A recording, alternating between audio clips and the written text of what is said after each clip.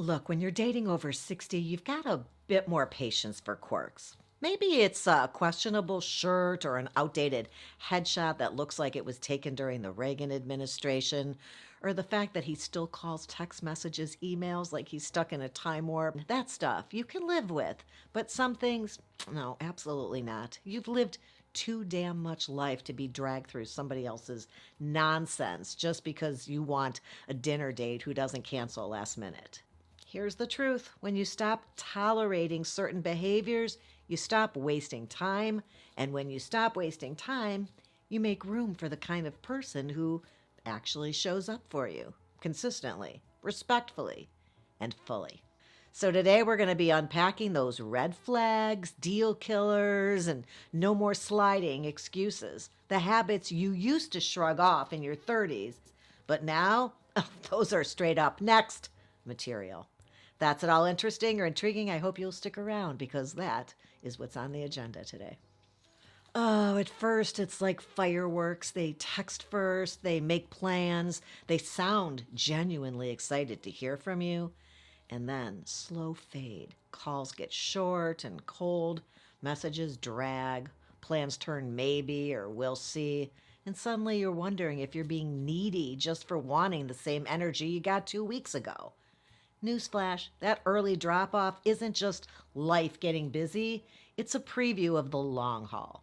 Inconsistency at the start usually means inconsistency forever. And honey, at this stage of life, you do not have the patience to play detective trying to figure out which version of them is the real them. What it feels like is that they're dangling just enough attention to keep you hooked, but never enough to feel safe or sure. And that push-pull thing, it's exhausting. It keeps you guessing, wondering what you did wrong instead of asking the smarter question, what am I doing with this schmo? So, the shift is simple, but maybe sometimes not easy for everybody. But really, stop trying to meet their inconsistency with more effort. No, instead, meet it with boundaries. When somebody starts showing less, take it as gospel. That's their truth. Interest doesn't need a secret decoder ring. It's real. It shows up every time. Let's be real. If someone can disappear faster than your favorite show getting canceled, it's a problem. Ghosting isn't just rude. It's lazy, emotional gymnastics. And over 60 you don't have time or energy for disappearing acts, especially when you're putting yourself out there. If they can't communicate like a grown-up, that is a flashing neon sign telling you that they're not ready, or worse, not interested. Either way, you deserve somebody who respects your time and your feelings enough to be upfront with you, not vanish into thin air like a magician with a bad act. You know the type, the guy or gal who won't stop talking about their glory days, like it's a blockbuster movie rerun. Sure, reminiscing is charming in small doses, but if every conversation is a highlight reel of what used to be, that's a red flag. You had the long, curly cord stretched to maximum capacity, but you still couldn't make it all the way into your bedroom or find even one tiny bit of privacy. Cords ran everything back then. Your phone, your vacuum. You couldn't escape them. So Inia called me. I was already planning to buy another red light therapy mask, ready to spend too much money on one that wasn't even that strong. And they said ours has 272 lights, more than double the others, 3 times the power. Then they told me the price, a third less. That was it. My day was made. My month was made. And just when I thought I had the deal of a lifetime, they said the words I never expected to hear. Wireless. You heard me right. A red light therapy mask with no cords. It smooths the little lines and softens the deeper grooves, evens out blotchy patches that like to show up before coffee. Your skin looks brighter, more awake, and underneath it's rebuilding collagen, the kind of heavy lifting that no cream can fake. And because it's cordless, you're free. Cook dinner, walk the dog, hop on a Stairmaster or dust off your Thighmaster, give Suzanne Summers a run for her money, while your skin is literally getting younger. Cords used to tie us down. Now, one of the best tools for your skin, finally lets you cut loose. And honestly, at this age, that feels like progress to me. When you're dating over 60, you want somebody who's present and excited about now, looking forward to the future, not somebody stuck on repeat. Life's too short to be a spectator in somebody else's museum of memories. Like it's a sport. They play like it's a sport, and nobody wants to date a full-time referee, especially one whose favorite hobby is blaming everybody and everything except themselves. I mean, if every problem is somebody else's fault, congratulations, you found the human equivalent of a hurricane warning. Over 60, you've earned the right to peace and partnership, not endless drama and finger pointing. When the blame game is their default setting, that's a sign that they're not emotionally mature enough to handle a real relationship. And you deserve way better than that. There's a fine line between persistence and pestering. If somebody treats your boundaries like a game of how many times can I ignore the word no before Carey gives up, that's a problem. Over 60, and you should feel empowered to say no without worrying about being guilt-tripped or chased down about it. This is your life, your time, and your choice. Anyone who tries to bulldoze your boundaries isn't just rude, they're disrespectful. And you know what? You don't have to explain yourself to anyone who can't honor a simple no.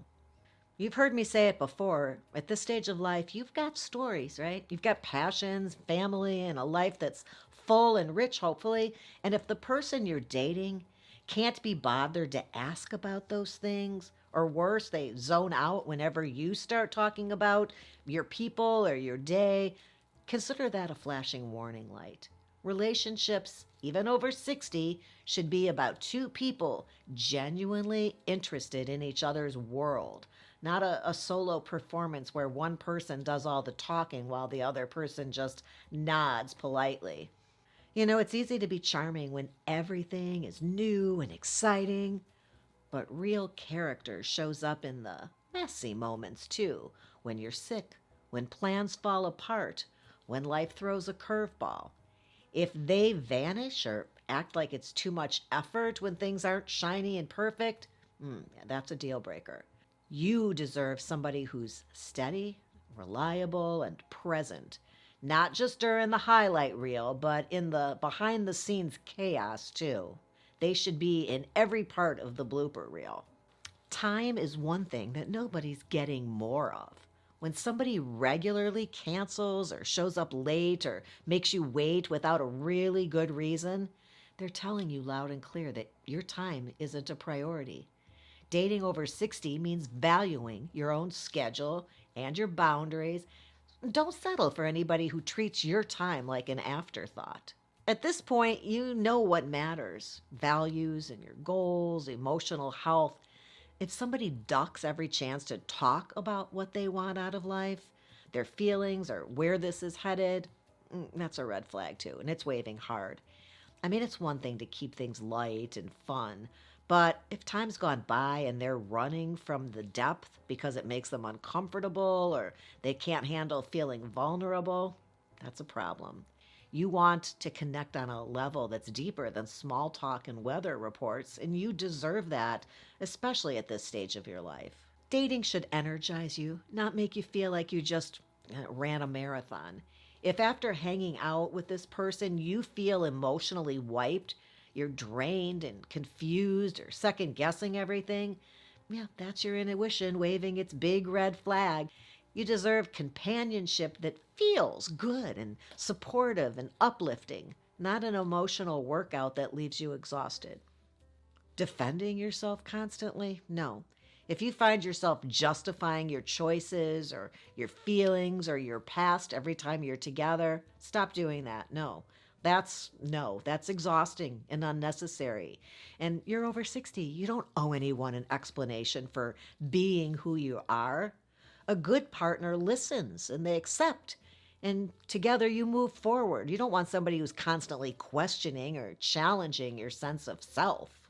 Dating over 60 isn't about lowering your standards because this is as good as it gets. No, it's also not about, thinking you're going to get all 100 things on your list. It's about realistic expectations and knowing your worth, recognizing red flags, and refusing to settle for anything less than the respect and consistency you deserve. When you stop tolerating behaviors that drain your energy or disrespect your boundaries, then you create space for something real, something that is worth your time and your heart. I hope you found that interesting or helpful. If you did, you might enjoy this episode here. Oh, well, wait, before you go, please give my mom the thumbs up that she's kindly asking for. A little respect in all relationships today. And please don't forget to subscribe. You know I've got plenty more real talk coming your way. I appreciate you hanging out with me today. And until next time, have a good one.